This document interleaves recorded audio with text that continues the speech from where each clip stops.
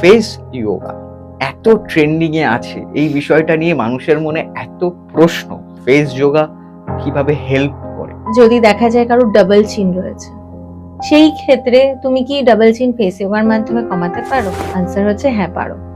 তোমার মনে হয়েছে যে তোমার পাপি চিক, এইখানে তোমার একটু বেশি ফ্যাট, যেটা আমার দরকার নেই, বা একটু চাবি ব্যাপার রয়েছে, সেটাকে তুমি কমাতে পারো। শার্প জ লাইন, যেটা এখন প্রচন্ড ট্রেন্ড, যে যারা আমার কাছে আসে সবার কথা এটা শার্প জ লাইন লাগবে, মানে একদম কাটটা প্রপার থাকবে। ফেস যোগা থেকে ভালো কিছু হয় না। বলিউডে সবাই তো ফেস যোগা করেই, আর এখন টলিউডেও মোটামুটি অনেক রিনাউন্ড অ্যাক্টর রয়েছে, মানে অ্যাক্ট্রেস রয়েছে যারা আমার সাথে কানেক্টেড। আমরা সবাই জানি যে বিরাট কোহলির আগের মুখটা কিরকম ছিল আর এখন মুখটা কিরকম হয়েছে, মানে এই জায়গাটা যে এতটা উনি শার্প করেছেন, এটা কি ফেস যোগা করে? এদের লাইফস্টাইল তো একটা অনেক বড় ম্যাটার করে যায়, এবং তার সঙ্গে হচ্ছে যে ফ্যাটটাকে বার্ন করা, ভিজারাল ফ্যাট, এইটা কিন্তু খুব ইম্পর্টেন্ট। যে তোমার যখন ফ্যাট লুজ করবে, তুমি তোমার পুরো হোল বডি থেকে করছো। আর বিরাট কোহলির যে বিয়ার্ডের যে শেপটা, সেটা কিন্তু অনেকটা হেল্প করে হচ্ছে ওর মুখের এই শার্পনেস দেখানোর জন্য। থাইরয়েড বা আরো যে সমস্ত রোগ আছে যেগুলোয় মানুষ ভোগে নিত্যদিন, সেগুলো কি যোগা দিয়ে ঠিক করা যায়? একদমই যোগা দিয়েই ঠিক করা যায়। 90% ডিজিজ দেখা যাচ্ছে সাইকোসোম্যাটিক, যেটা তোমার চিন্তা থেকে, স্ট্রেস থেকে হচ্ছে। সেই জন্য যোগা হচ্ছে বেস্ট তোমার স্ট্রেসকে রিলিজ করার জন্য, স্ট্রেস রিলিফ করার জন্য। বর্তমান দিনে আমরা দেখছি যে এক্সট্রা ম্যারিটাল অ্যাফেয়ার এত বেড়ে গেছে, কি মনে হয় কেন বেড়ে গেছে? এক্সট্রা ম্যারিটাল অ্যাফেয়ার, হ্যাঁ, এখন বেড়েছে মানে এখন অনেক বেশি সামনে আসছে।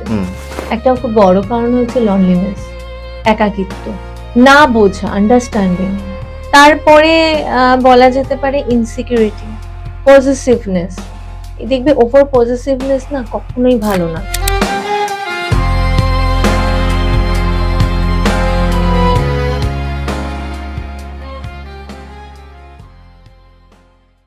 গোসাই ঠাকুরের আড্ডায় আপনাদের আরো একবার স্বাগত।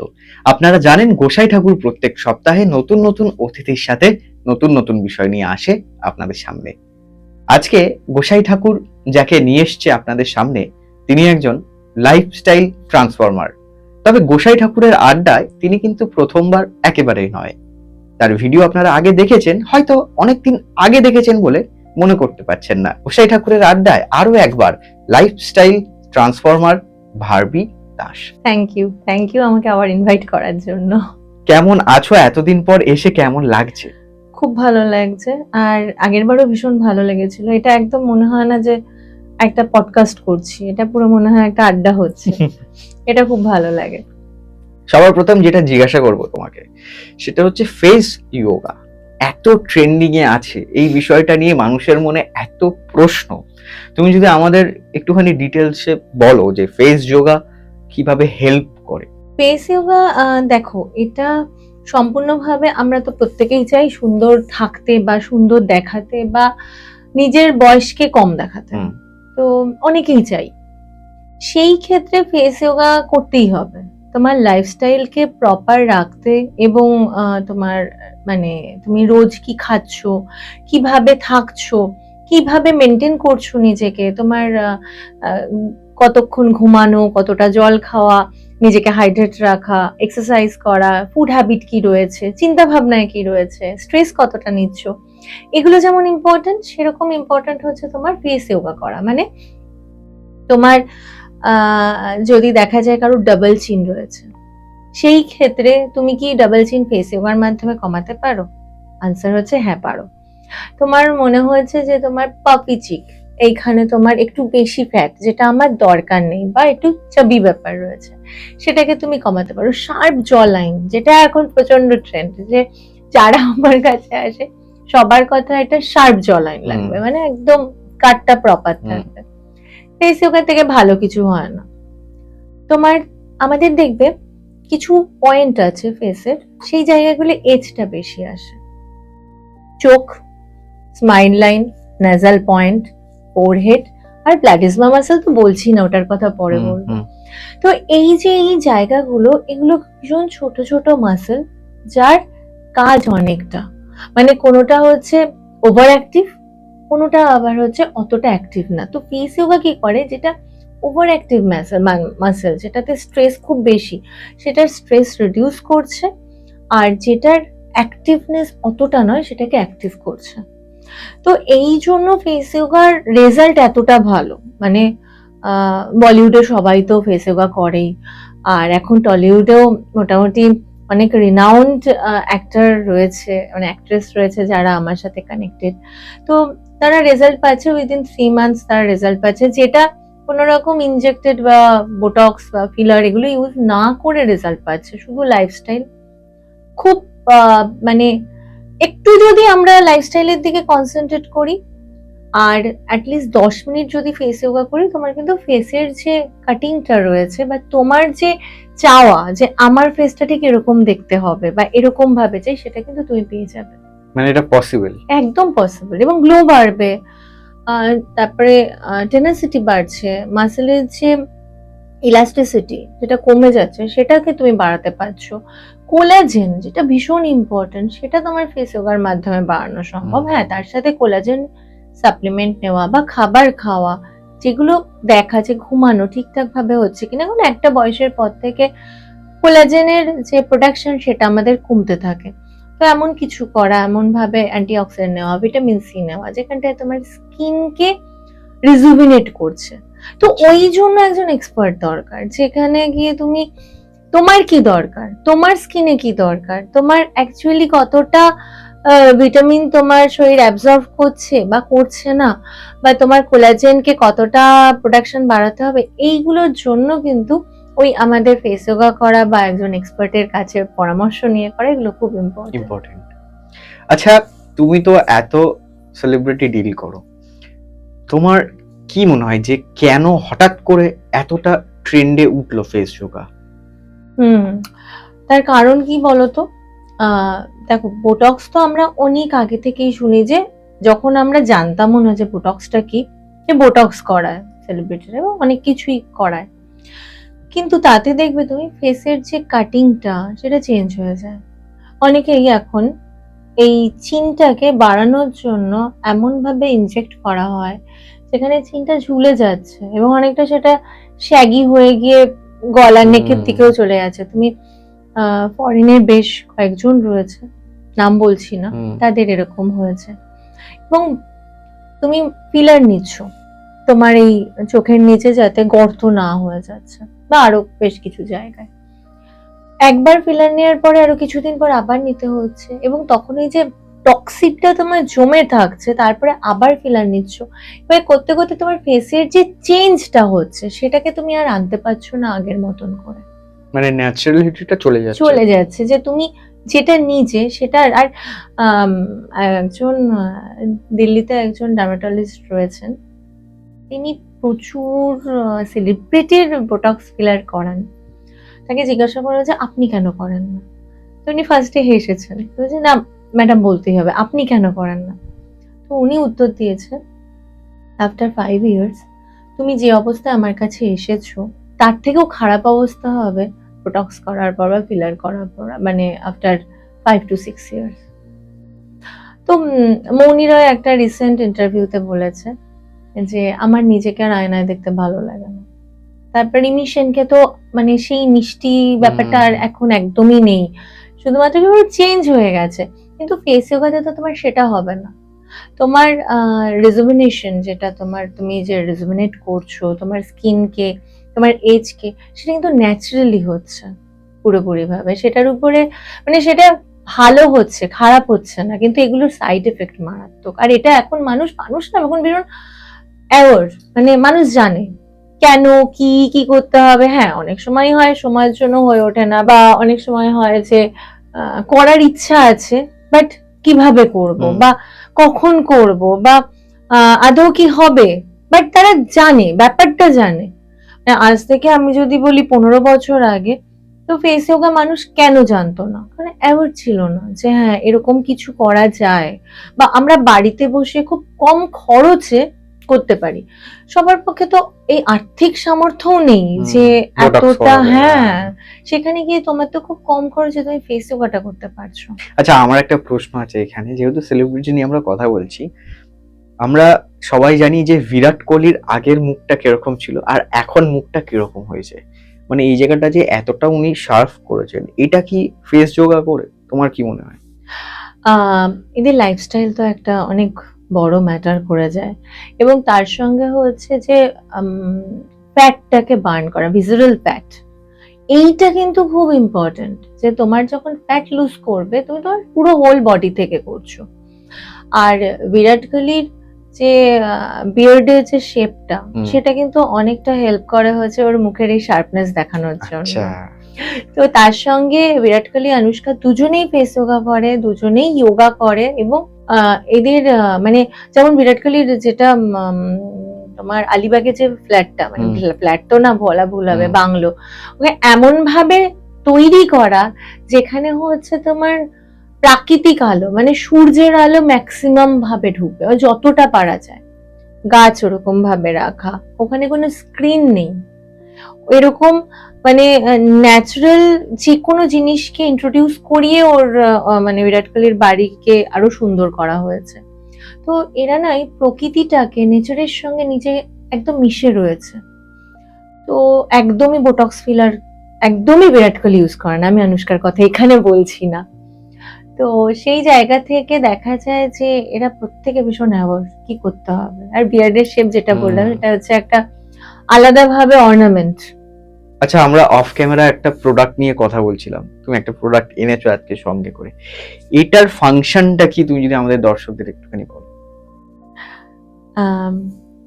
এটা হচ্ছে টার্মারিক কনসেন্ট্রেট, মানে হচ্ছে এটার মধ্যে হলুদ রয়েছে, যেটা আমরা ছোটবেলা থেকে জানি যে হলুদের কাজ কি। তার সঙ্গে এলাচ রয়েছে, তার সঙ্গে গোলমরিচ রয়েছে, আর তার সাথে স্যাফরনের এক্সট্রাক্ট রয়েছে। মানে এটা পুরোটাই এক্সট্রাক্ট বের করা। ধরো আমরা যখন হলুদ খাচ্ছি তখন তাতে 75% ওয়াটার রয়েছে, এখানে এই তোমার এক্সট্রাক্টে রয়েছে পুরোইভাবে, মানে এই মানে এটার মধ্যে রয়েছে পুরো এক্সট্রাক্টটা। এটা তুমি যদি তুমি এটা স্মেলটা নাও, বুঝতে পারবে। আর আমরা হয়তো অনেকে জানি, হয়তো অনেকে জানি না যে টার্মারিক শুধু খেলে সেটার অ্যাবজর্ব ক্ষমতা অতটা বেশি থাকে না, সেখানে কিছু জিনিস অ্যাড করতে হয়। তো আমি অবশ্যই দর্শকদের এটা বলবো যে যারা বাড়িতে হলুদ খাচ্ছেন তারা অবশ্যই দুটো গোলমরিচ নিয়ে নেবেন তার সঙ্গে, ওটা অ্যাবজর্ব করে বেশি, মানে কিউকামিনটা থাকে তাতে, হলুদ ভালোভাবে অ্যাবজর্ব করে, আর হলুদকে ফ্যাটের সাথে নেওয়ার দরকার। তো এটা আপনার লিভারকে ভালো রাখবে, তার সঙ্গে আপনার ডিটক্স করবে, মানে ব্লাডের যে টক্সিন সেটাকে বের করবে। আচ্ছা, চেহারায় গ্লো, যেটা নিয়ে তুমি বলছো যে ফেস যোগা, চেহারায় ন্যাচারালি গ্লো আসবে, মানে এখানে তোমার বাইরে থেকে অ্যাপ্লাই করতে হচ্ছে না। তুমি ভিতরকে যত বেশি ডিটক্স করবে, ভিতর যত বেশি ক্লিন থাকবে, গাট ক্লিন থাকবে, লিভার হেলদি থাকবে, তোমার তো স্কিনে গ্লো তো এমনি আসবে। তো ভীষণ ভালো। আমি এটা রেগুলার নিই, জাস্ট 2 ফোঁটা নিলেই হয়ে যাবে। তুমি দেখলে এটা ইউজটা কিভাবে করতে হয়? এটা আমি যেমন নিই, সকালবেলা 1 কাপ গরম জলের মধ্যে 1 টেবিল স্পুন ঘি নিই, তার মধ্যে জাস্ট 2 ড্রপ দিয়ে দিই। আচ্ছা, যারা ধরো ঘি নিতে পারছে না, তারা নর্মাল জলের মধ্যে নিয়ে খাবে। আচ্ছা, মানে অনলি 2 ফোঁটা, তার বেশি না। আর যাদের ধরো ক্যান্সার রয়েছে তারা 3 ফোঁটা, মানে ভীষণ ভালো। 3টে ড্রপ যদি তারা নেয়, এটাতে কি হচ্ছে, অ্যান্টিঅক্সিডেন্ট মারাত্মক আছে। অ্যান্টিঅক্সিডেন্ট আমরা জানি যে ফ্রি রেডিক্যালকে কমায়, তো সেটা স্কিনের জন্য ভালো, গাটের জন্য ভালো, আমাদের পুরো মানে শরীরের জন্য ভালো। তো এটা ট্রান্সফোনাইট নিয়ে এসছে, ম্যানুফ্যাকচার্ড বাই রাসুস।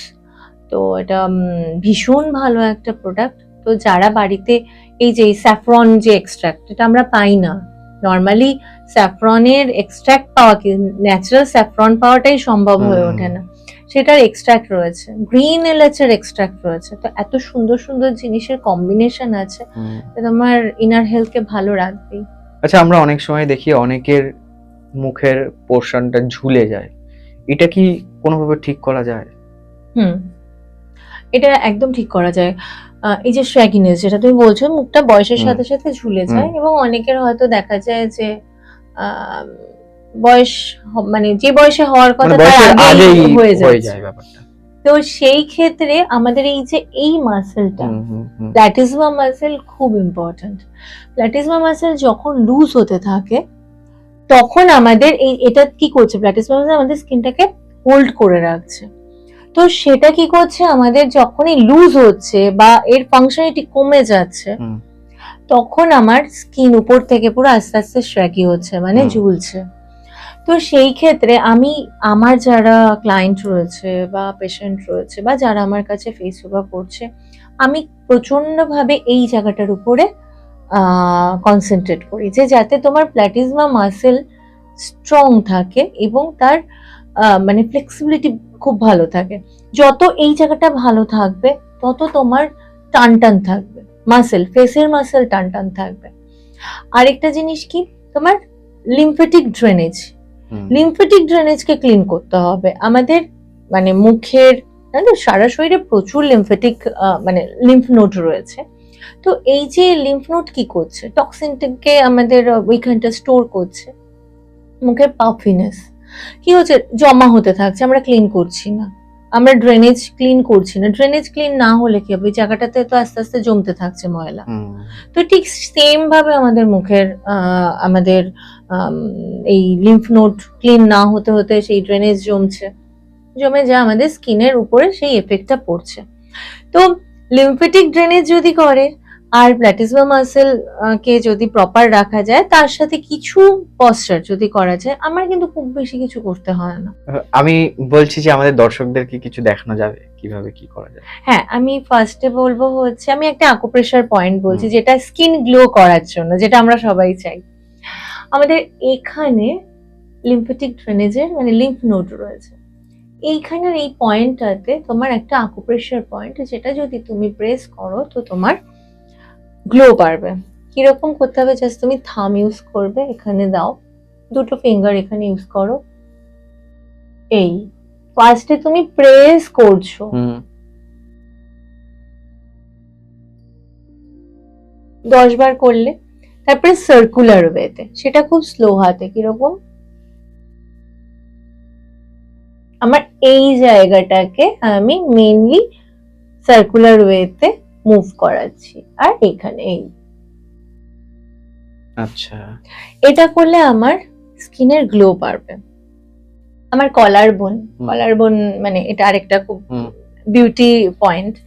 এইখানেও কিন্তু কলার বোনের উপরেও লিম্ফেটিক ড্রেনেজের কিছু পয়েন্ট রয়েছে বা লিম্ফ নোড রয়েছে, সেখানটা ক্লিন করা, just use your 2 finger, clean করো। কানের পাশে ক্লিন করো। কান খুব ভালো একটা জায়গা আমাদের বয়সকে কম রাখার জন্য, মানে কমিয়ে রাখার জন্য। কানটাকে নাও 30 বার, জাস্ট এই দুটো কানকে। তো এইগুলো হচ্ছে খুব ছোট ছোট জিনিস যেগুলো তুমি ইজিলি যে কোনো জায়গায় করতে পারবে, তোমার জন্য ক্রিম লাগবে না, তোমার এর জন্য কোথাও বসতে হবে না, তুমি যে কোনো জায়গায় এটা করতে পারো। আর ধরো কারো ডাবল চিন রয়েছে, ডাবল চিন মানে খুব ভালো জিনিস আমাদের দর্শকরা দেখতে চলেছে। হ্যাঁ, ডাবল চিনের জন্য আমার মানে খুব পছন্দের একটা এক্সারসাইজ, সেটা হচ্ছে তোমার যে লোয়ার চিনটাকে তুমি বাইরে পুশ করো, সেটা উপরে, মানে একটু হেডটাকে টিল্ট করো, জাস্ট বুকের কাছে হাতটা দিয়ে এখানটা স্ট্রেচ করো ডাউনের দিকে, মুখটাকে উপরে সিলিং এর দিকে, মানে হালকা পিছনের দিকে টিল্ট, আর জটাকে বাইরে। এই যে দেখো আমার এখানে কিন্তু স্ট্রেচিংটা পড়ছে, আর জটাকে যখন আমি মানে বাইরের দিকে পুশ করছি, আমার এই পুরো জায়গাটা নিয়ে কিন্তু স্ট্রেচটা হচ্ছে। এটা খুব কাজ করে, মানে ম্যাজিক্যাল কাজ করে। এটা যদি আপনারা করে থাকেন তাহলে আপনারাও রেজাল্ট পাবেন। আচ্ছা, আমাদের গোসাই ঠাকুরের আড্ডার দর্শকরা যদি তোমার সাথে কন্ট্যাক্ট করতে চায়, স্ক্রিনে তো তোমার নাম্বার যাচ্ছে, এই নাম্বারে যোগাযোগ করার কি প্রসিডিওর আছে? আমাকে এখানে ফোন করলে যিনি ফোন ধরবেন তিনি হয়তো মানে যার জন্যই ফোন করা হয়েছে সেখানে অ্যাপয়েন্টমেন্ট দেওয়া হবে, দেন আমি কথা বলবো, কথা বলে তারপরে যদি মনে হয় যে হ্যাঁ ওনার দরকার, ডেফিনেটলি উনি রেজাল্ট পাবেন, সার্ভিস আচ্ছা পাবেন। আচ্ছা আচ্ছা, আমি জানি তুমি চক্রা মেডিটেশন করাও। হুম। একজন সাধারণ মানুষের হুম। চক্রা মেডিটেশন করানো বা করাটা কতটা ইম্পর্টেন্ট বলে তুমি মনে করো? দেখো, চক্রা তো আমাদের শরীরে অনেকগুলো চক্রা আছে। তো প্রাইমারি আমি চলে আসছি হুম, একদম। হুম। প্রাইমারি আমাদের যে 7টা চক্র আছে, আর যদি আমি বিন্দু ধরি তো 8টা। তো আমি 7টাকে নিয়েই কথা বলছি। 7টা চক্র ভীষণ ইম্পর্ট্যান্ট। কারণ আমাদের প্রত্যেকটা চক্রের আলাদা আলাদা মাহাত্ম্য রয়েছে। তোমার মনে হচ্ছে আমার ভালো লাগছে না। তুমি পুরো এই যে তোমার এত সুন্দর প্রোডাকশন, সবটা তোমার একদম ঠিক করা রয়েছে। হঠাৎ তোমার আজকে রাত্রিবেলা থেকে মনে হচ্ছে আমার ভালো লাগছে না। কিছুই ভালো লাগছে না, সব মিনিংলেস লাগছে। তখন বুঝতে হবে যে তোমার রুট চক্রে প্রবলেম হচ্ছে। তোমার রুট চক্রে কিছু অসুবিধা হচ্ছে। তোমার হঠাৎ করে মনে হচ্ছে যে আম, আমি তো সবার জন্য করছি, আমি আমার ফ্যামিলির কথা এত ভাবছি, আমার জন্য কে ভাবছে? বা আমার জন্য মানে কারোর ভাবার কি আদৌ সময় আছে বা ভাবছে? আমি তো করে যাচ্ছি, আমাকে কি বুঝতে পারছে? স্যাক্রাল চক্র। এবার এটা কি, আমি বলবো না যে এটা মানেই তুমি এটা করো তো রিজলভ হয়ে যাবে। যারা বলে তারা ঠিক বলে না। আমি এটা বলবো যে তুমি স্ট্রং করো, সেই জায়গাটা একটু কনসেন্ট্রেট করো, আগে নিজেকে শান্ত করো।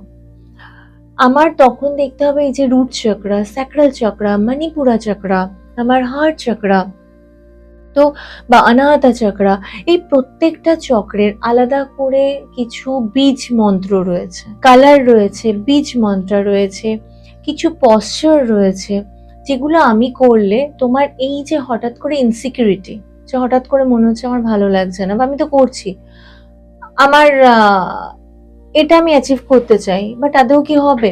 তো এই যে এই ফিয়ার, প্যানিক, ভালো না লাগা, মন খারাপ হওয়া, বা যদি ফিজিক্যালি আসে যে হজমের সমস্যা, সবকিছু ঠিক আছে, আমার আইবিএস নেই, আমার লিভারে কোনো প্রবলেম নেই, তবুও আমার গ্যাস্ট্রিকের প্রবলেম, তবুও আমার অসুবিধা হচ্ছে। তো এই প্রবলেমটা মানে মণিপুরাতে আমার তখন কনসেন্ট্রেট করতে হচ্ছে। ভালোবাসা নিয়ে সবাই জানি, এটা মানে কেউ জানুক না জানুক যে হার্ট চক্র, এক্সপ্রেশন, বা কেউ হয়তো অনেক কিছু জানে, দেখবে মানে তার নলেজ অনেক আছে, কিন্তু যখন বলছে আর অপোজিটে যে মানুষটা শুনছে তার ভালো লাগছে না শুনতে। মানে এক্সপ্রেস হয়তো সবই করছে, দুজন মানুষ রয়েছে, একজন একটা কোনো কথা বলছে যে আমি যেভাবে শুনছি, আরেকজন যখন বলছে সে হয়তো আরো দুটো ইনফরমেশন অ্যাড করে বলছে, কিন্তু আমার ভালো লাগছে না। বিশুদ্ধি চক্র। তো এই জায়গাগুলোকে যখন তুমি কনসেন্ট্রেট করবে, যখন এই জায়গাগুলোকে তুমি নারিশ করবে, তখন ব্যালেন্স হবে।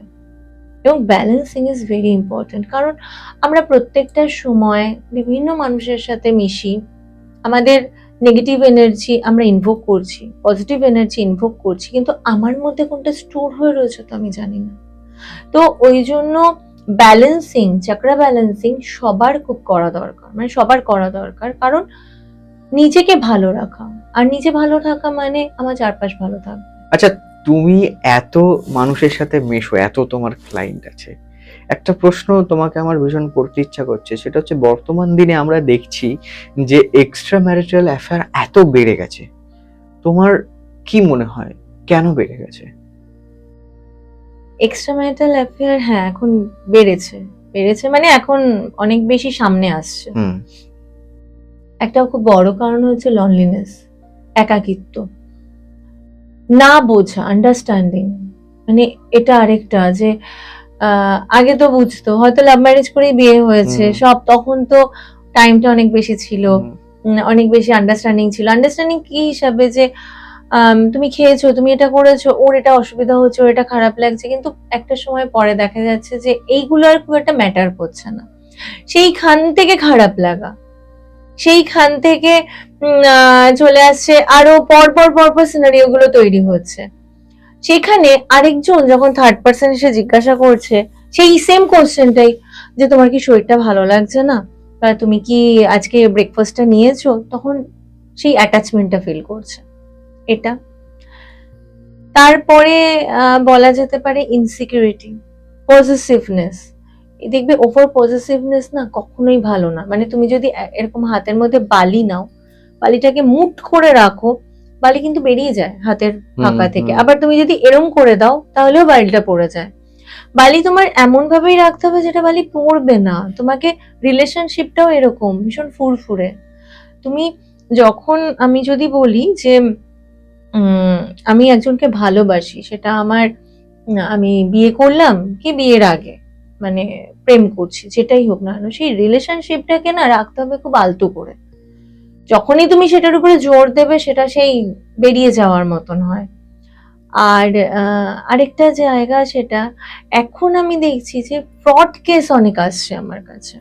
মানে এখন আমি যেটা দেখছি যে এরকম অনেক ঘটনা শুনছি যে ইনস্টাগ্রাম থেকে হয়তো 1 মাস বা 2 মাসের জন্য একটা রিলেশন তৈরি হয়েছে, জানে না, চেনে না।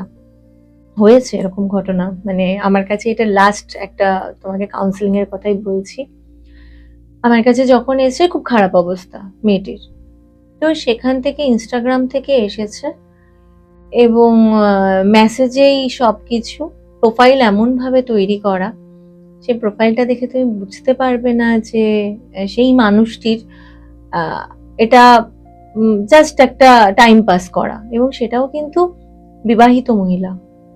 আচ্ছা। এবং তার কাছ থেকে টাকা নেওয়া। টাকাটা এখন চলে আসছে আমার এক খুব ক্লোজ একজন মানুষের সাথে এটা ঘটেছে, যেখানে গিয়ে একটা লার্জ অ্যামাউন্টের টাকা, মানে ম্যানিপুলেশন তো জানো, ম্যানিপুলেশন মানে আমি মানে একজন সাইকোলজিস্ট হিসাবে বলছি যে ম্যানিপুলেশন অনেক টাইপের হয়, যেমন গুড কপ ব্যাড কপ, এটা তো আমরা জানি মোটামুটি। ম্যানিপুলেশন এরকম যে আমি তোমার কাছে সেটা বলবো না যে শুভঙ্কর আমার না টাকার দরকার, আমি তোমাকে এটা বলবো আমার ইএমআই দিতে হবে। তো ধরো আমি তোমাকে এসে বললাম যে আমার 25,000 টাকা এরকম লাগবে, আমি কি করবো, আমার ইএমআই দিতে পারছি না, আমার ব্যাংকে জানো তো, আমার কালকে যাব, কালকে ঠিক হয়ে যাবে। তুমি কি ভাববে? ভালোবাসার মানুষ তো, ভালোবাসো, কেন চিন্তা করছো, আমি আছি তো, এই এক্ষুনি পাঠিয়ে দিচ্ছি। ম্যানিপুলেশন। এবার তুমি আমাকে টাকাটা দিলে আমি তোমাকে আদৌ টাকাটা দেবো কিনা আমি জানি না, এবং তোমার কাছে তো আমি টাকা চাইনি। এইটা এখন খুব হচ্ছে, মানে এটা আমার কাছে বেশ কয়েকটা কেস আমি হ্যান্ডেল করলাম যেটা এরকম ভাবে নিজে থেকে সে বলেইনি। মানে তো যাই হোক না কেন, যেহেতু এক্সট্রা ম্যারিটালে চলে এসেছি, আরেকটা জিনিস যেটা মধ্যবয়স্কা বা মধ্যবয়স্ক, তাদের মধ্যে দেখা যাচ্ছে যে ফিজিক্যাল বলো মেন্টাল বলো স্যাটিসফ্যাকশনের জায়গাটা যেটা দরকার, সেই জায়গাগুলো অনেকটা হয়তো ফেড হয়ে গেছে। সেখান থেকে ভালো লাগা, সেখান থেকে ডিফারেন্ট ফ্যান্টাসি, সেইখান থেকে আসছে। তো অনেক রকম রিজন তৈরি হচ্ছে, যেটা আমার মানে এই কেস হ্যান্ডেল করতে গিয়ে মনে হয়েছে যে এক্সট্রা ম্যারিটাল অ্যাফেয়ারের এটাও রিজন হতে পারে। মানে শুধুমাত্র যে বুঝছে না বা বাড়িতে অশান্তি বা আমি সবটা করছি, আমার মানে আমি আমার লাস্ট ব্রেথটা দিচ্ছি তারপরে কোনো অ্যাপ্রিসিয়েশন নেই, সেটা তো আছেই যে হ্যাঁ আমি মানে অ্যাপ্রিসিয়েশন পাচ্ছেই না, এবং সেখান থেকে খারাপ লাগা যে সবটা নিজের সমস্ত স্যাক্রিফাইস করেছে, নিজের ক্যারিয়ার ছেড়ে দিয়েছে সন্তানের জন্য, স্বামীর জন্য, চলো আমি এটাই করি, এটাই আমার ক্যারিয়ার। তারপরে দেখছে সেখান থেকে ফার্স্ট অ্যাপ্রিসিয়েশন ছিল, তারপরে মনে হচ্ছে হ্যাঁ ঠিক আছে, স্বাভাবিক, এরকম সবাই তো করে, তুমি আলাদা কি। সেখান থেকে দেখতে পাচ্ছে আস্তে আস্তে ওই ধাক্কাগুলো অ্যাকুমুলেট হয়ে একটা সময় গিয়ে মনে হচ্ছে না চলো আমি আমার আরেকটা জোন তৈরি করি, যে জায়গাটা আমার ভালো লাগার জোন, নিজের কমফোর্ট জোন, একটা কমফোর্ট জোন। ওই জন্য এক্সট্রা ম্যারিটাল অ্যাফেয়ার এখন র্যান্ডম, অফিসে তো খুবই। আচ্ছা, এটা কি কোথাও সাইকোলজি এরকম তৈরি হয় মানুষের মনে যে আমাকে একটু মানে একটা অন্য টেস্ট করার সাইকোলজি কি মানুষের মধ্যে তৈরি হয় নাকি? একটা সাইকোলজি তো বিভিন্ন রকম, মানে তোমার সাইকোলজি আমার সাইকোলজি আর পাঁচজনের সাইকোলজি ডিফারেন্ট, মানে সাইকোলজি এত কমপ্লিকেটেড একটা জিনিস যে টেস্ট করা যে হ্যাঁ চলো এর ইমোশনটা কেমন, ইমোশনের পরের গুলো আর বলছি না, দর্শকরা বুঝে নেবে সেটা কেমন, সেটাও আছে। অবশ্যই আছে, একঘেয়ে ব্যাপার। আচ্ছা, তোমার কাছে যে সমস্ত মানুষরা আসে তারা তো সবাই পজিটিভ এমনটা নয়, অনেকেই নেগেটিভ থাকে, তো সেই নেগেটিভ থেকে পজিটিভ কি করা যায়? নেগেটিভ থেকে পজিটিভ অবশ্যই কাউন্সিলিং এর মাধ্যমে। সাউন্ড হিলিং আমার তো, আমি তো জানোই যে সাউন্ড হিলিং করি, এবং সাউন্ড হিলিং একটা মারাত্মক এফেক্ট আছে। মানে তোমার বিভিন্ন রকম ইস্যু যখন তৈরি হয় মেন্টালি, ধরো অ্যাঙ্গার, ভীষণ রাগ হচ্ছে, এটা আমার আগে হয়তো হতো না, এখন হচ্ছে, ইরিটেটেড হয়ে যাচ্ছে, ফ্রাস্ট্রেটেড হয়ে যাচ্ছে, সেই ক্ষেত্রে সাউন্ড হিলিং আমার ভীষণ ভাবে কাজ করবে। আমার কয়েকটা সেশন নিলে আমি বুঝতে পারবো আমার চেঞ্জ কিরকম। নিউরোপ্লাস্টিসিটি, আমি বারবার বিভিন্ন জায়গায় বলি যে আমাদের নিউরোপ্লাস্টিসিটি চেঞ্জ করতে সাউন্ড হিলিং এর থেকে ভালো কিছু হয় না। মানে এত ভালো রেজাল্ট আমি পেয়েছি। অনেক অনেক পেশেন্ট রয়েছে যারা অ্যাকিউট ডিপ্রেশনে রয়েছে, তাদের সাউন্ড হিলিং মানে পুরোপুরি রিকভার করে দিয়েছে।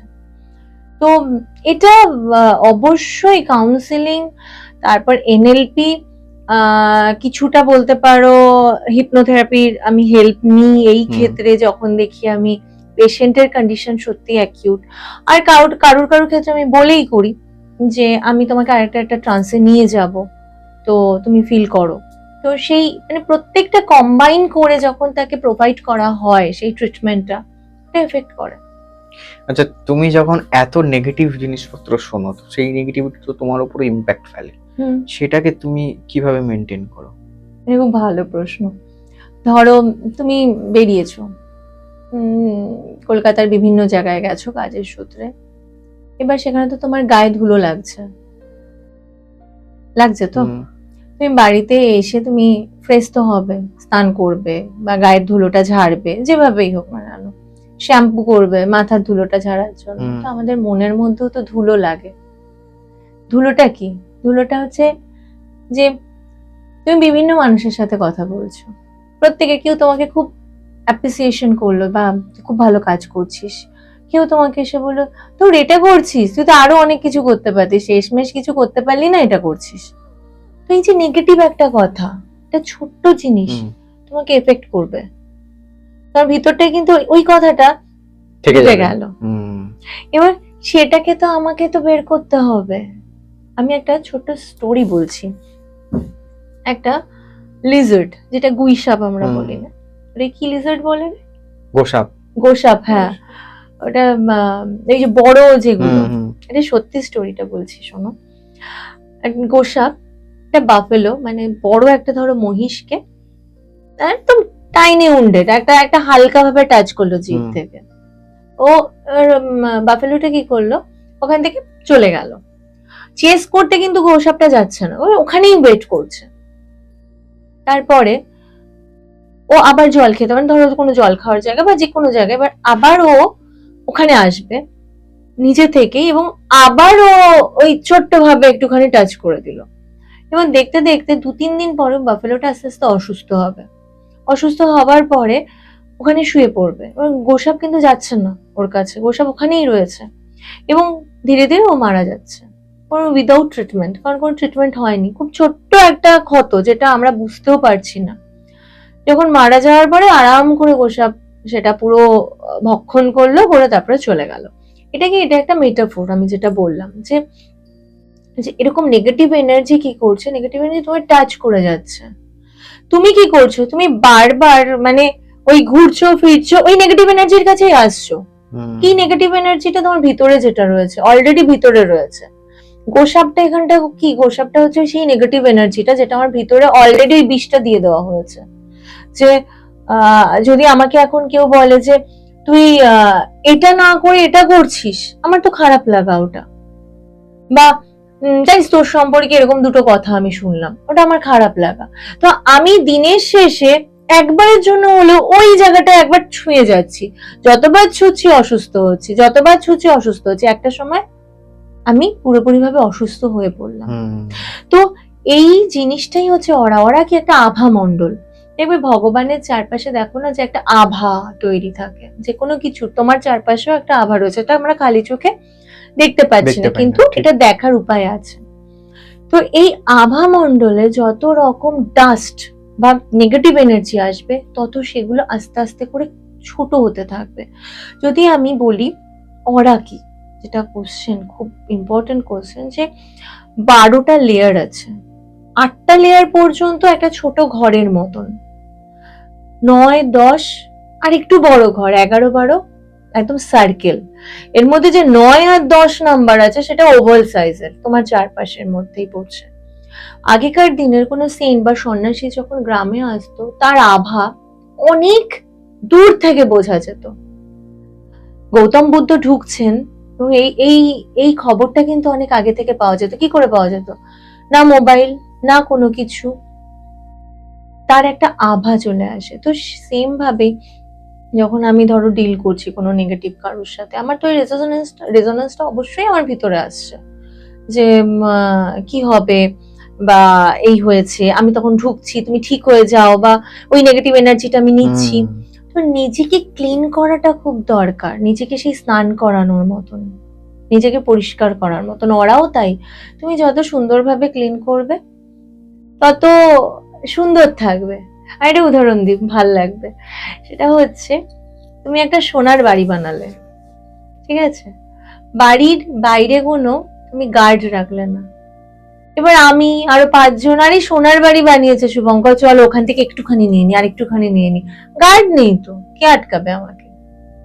তুমি এই অরা হচ্ছে সেটা। আচ্ছা, তো অরাকে ক্লিন করতে হবে, মানে তোমাকে প্রোটেক্ট করছে বা প্রোটেক্ট করার জন্য তোমার সেই গার্ড রাখতে হবে, যেটা আমি করে থাকি। যখন কেউ আসে, ফার্স্ট অরা ক্লিনিং করাটা খুব, আমি ইভেন যখন আমি সাউন্ড হিল করাই, সাউন্ড হিলিং এর সময়ও কিন্তু আগে কেউ আসলে আমার রুমের সেই অরা ক্লিনিং, নিজের অরা ক্লিনিং, তারপরে তার অরা ক্লিনিং, দেন আমি হিলিং এ ঢুকি। আগে ক্লিন করে নিতে আগে হয়। ক্লিন করা। আচ্ছা, আমাদের সময় একদম শেষের দিকে, তবে শেষ করার আগে আমি তোমাকে আরো একবার বলবো যে তুমি যদি আমাদের দর্শকদের একটুখানি প্রসেস বলে দাও এই অরা ক্লিনিং এর। অরা ক্লিনিং এর আমার কাছে যদি কেউ আসে তাহলে তো আমি সেটা করিয়েই দেবো। আর যদি বাড়িতে ধরো মনে হচ্ছে ভালো লাগছে না, তো ইতর তোমরা ইউজ করো। ইতর যখন ইউজ করবে, বা আতর বা পারফিউমের কথা, আমি পারফিউম ইউজ করতেই পারো, অবশ্যই ভালো। আর রোজের ইতর খুব ভালো। তো সেটা ইউজ করার সময় তোমরা ওটা সংকল্প করো যে ভগবানকে আগে অর্পণ করছো, যে এটা আমার ভিতর থেকে সমস্ত ক্লিন করে দাও, করে তোমরা নিজেরা ইউজ করো। ধুনো ভীষণ ভালো, ধুনো জ্বালাও।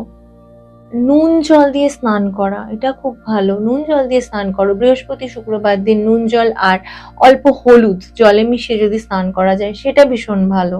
ঘর নুন জল দিয়ে পরিষ্কার করা খুব ভালো। ধূপকাঠি জ্বালানো ভীষণ ভালো। তো এরকম অনেক রকম জিনিস আছে যেগুলো ভীষণ ভালো। আর ফায়ার এলিমেন্টকে কখনো পলিউটেড করা যায় না। তুমি এয়ারকে পলিউটেড করতে পারো, ওয়াটারকে পলিউটেড করতে পারো, ফায়ার কখনো পলিউটেড হয় না। তো আমাদের যেমন মন্ত্র চ্যান্টিং আমাদের হয়, যেমন কিছুদিন আগে শ্রী মন্ত্র চ্যান্টিং হলো, সেখানে আমরা হাবন করি, যজ্ঞ করি। যজ্ঞ কি করছে? পুরো জায়গাটার অরা তোমার ক্লিন করছে। তো কারুর যদি সুবিধা থাকে, ছোট করে, এখন হাভেন কুন্ড অনেক ছোট পাওয়া যায়, তো সেটার মধ্যেই তুমি তোমার সংকল্প করে, তুমি তোমার কি চাইছো সেরকম করে জাস্ট কিছু জিনিস, ধুনো দাও, মানে ওই নারকেলের খোসা দাও, তার মধ্যে তোমার যদি বেলকাঠ না পাও, বেলকাঠ পেলে তো খুবই ভালো, তার মধ্যে তুমি ঘি দাও, পঞ্চদ্রব্য যা রয়েছে সেটুকু দিয়ে তুমি যদি জ্বালাও, সেটাও কিন্তু তোমার ঘরের অরা অনেকটা ক্লিন করবে, তোমার নিজের অরাও ক্লিন করবে। আচ্ছা, এই শ্রীম নিয়ে তুমি বললে, এই শ্রীম মন্ত্রটা কি সবাই চ্যান্ট করতে পারে? মানে এটা কি কোনো অ্যাক্টিভেট করার ব্যাপার আছে? দেখো, শ্রী মন্ত্র তো আমরা সবাই জানি মা লক্ষ্মীর মন্ত্র, এবং এটা আমরা প্রসপারিটি আর ফরচুনকে আমাদের কাছে আনছি। মানে যারা ধরো টাকা চাইছে, যে মা আমাকে প্রসপারিটি দাও বা অনেক টাকা দাও, তো সেই ক্ষেত্রেও শ্রী মন্ত্র থেকে ভালো কিছু হয় না। তো শ্রী মন্ত্র যদি কেউ অ্যাক্টিভেট না করেও করে, তার জন্য খুব ভালো। যে যদি অ্যাক্টিভেট করা যায় তাহলেও ভালো। অ্যাক্টিভেট করলে কি হয়, সেটা মানে আমরা বলি অটেনমেন্ট নেওয়া, মানে অ্যাক্টিভ করে নিলাম, এরপরে 11 বার, এরপর 21 বার, 108 বার, যে যতবার করছে সেটা খুব তাড়াতাড়ি কানেক্ট হয়। মানে সেই ওই বলতে পারো রেডিও টিউন করার মতো, মানে আমার টিউনিং অলরেডি হয়ে গেছে, এবার যখনই তুমি চালাবে তোমার অলরেডি টিউন, মানে তুমি তাতে 11 বার যদি চ্যান্ট করো সেটা কানেক্ট হয়ে যাচ্ছে। আচ্ছা, তো অ্যাক্টিভ করার আমাদের সেন্টারে এটা হয়, মানে ট্রান্সফিনাইটে আমরা করাই। সেই কিভাবে অ্যাক্টিভ করতে হবে তার কিছু প্রসিডিওর থাকে। আচ্ছা, ধরো কেউ বাড়িতে অ্যাক্টিভ করতে চায়, মানে ধরো আমার দরকার, আমি অ্যাক্টিভ করতে চাই বাড়িতে বসে, সেটা কি সম্ভব? একদম সম্ভব।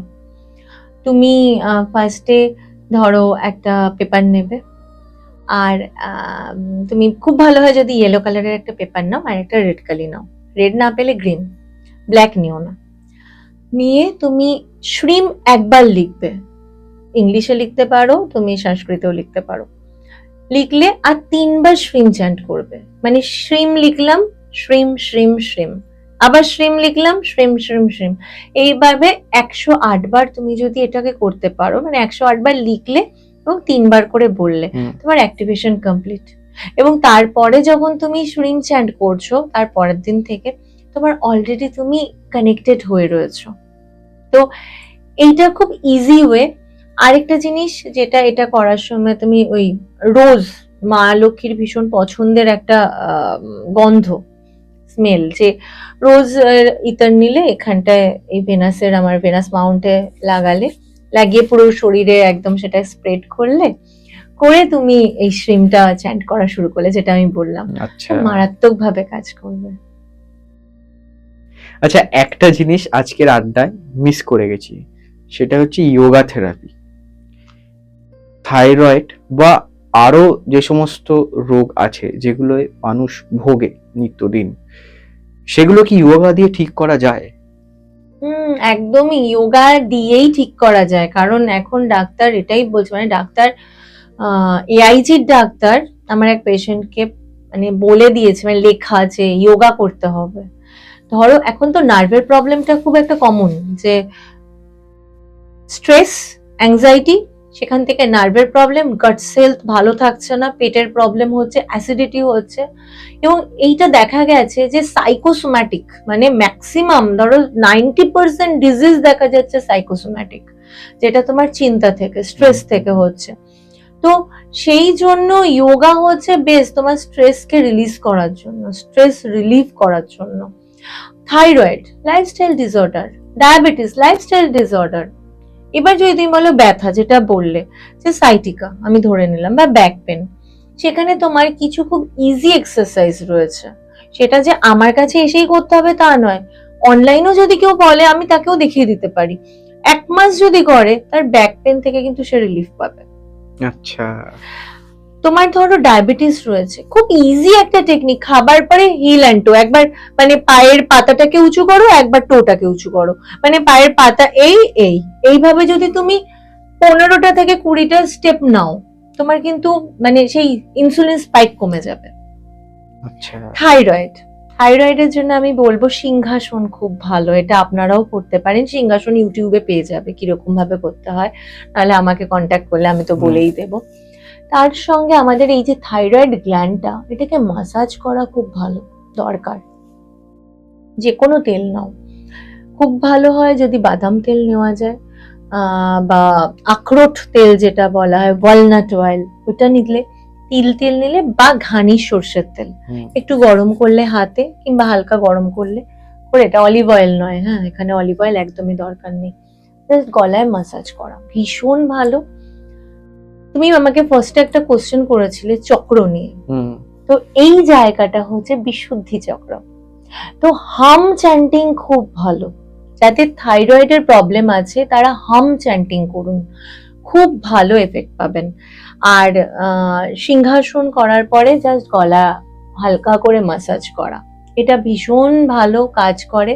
দেন নেকের কিছু এক্সারসাইজ রয়েছে, সেটা খুব ভালো। তাতে কি হয় যে ধরো আমার এক পেশেন্টের গল ব্লাডারে স্টোন হয়েছিল, তো তাকে অপারেট করতে হবে, এবং থাইরয়েডটা হঠাৎ করে দেখা গেল অনেকটা বেড়েছে। ডাক্তার বলেছে থাইরয়েড কমাতে হবে, এবং তাকে মানে সে 25 মানে 0.25 থেকে একদম তাকে 0.21 মানে একদম 100 দিয়ে দিয়েছে এমজি। আমাকে জিজ্ঞাসা হচ্ছে, আমাকে তুমি বলো ভারবিদি, আমি 10 দিনের মধ্যে কি করে কমাবো, না হলে আমার অপারেশন হবে না। তো ওকে আমি খুব বেসিক কিছু জিনিস বলেছিলাম, যেটা ও রোজ করেছে এবং ওর একদম নর্মালে চলে এসেছে। 10 দিনের মধ্যে ওকে ওষুধের ডোজটা কিন্তু বাড়াতে হয়নি। তো এই যে কিছু ছোট ছোট জিনিস ভীষণ ভাবে কাজ করে। Effective. Thank you so much Gosai ঠাকুরের আড্ডায় আসার জন্য, আমাদের দর্শকদের এত সুন্দর সুন্দর টিপস দেওয়ার জন্য। আজকের মতন এই পর্ব এখানেই শেষ করছি। দেখা হবে আগামী সপ্তাহে নতুন কোনো অতিথির সাথে, নতুন কোনো বিষয় নিয়ে। ততক্ষণ দেখতে থাকবেন গোসাই ঠাকুরের আড্ডা। আর আপনারা যারা ভাবছেন ভার্বি ম্যাডামের সাথে যোগাযোগ করতে চাইছেন, স্ক্রিনে তো নাম্বার রইলো এবং ডেসক্রিপশনেও নাম্বার রইলো, আপনারা চাইলেই যোগাযোগ করে নিতে পারেন। ভালো থাকবেন, সুস্থ থাকবেন আর দেখতে থাকবেন গোসাই ঠাকুরের আড্ডা। নমস্কার।